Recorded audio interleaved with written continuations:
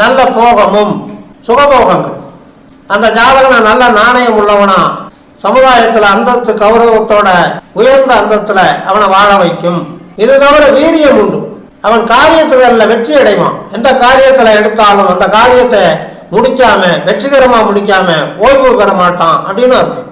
அந்த மாதிரி அந்த 3ஆம் இடத்துக்காரன் திசை நடத்துற காலத்துல அந்த ஜாதகனுக்கு பணபலம் ஜனபலம் எல்லாமே கிடைக்கும்னு அர்த்தம்.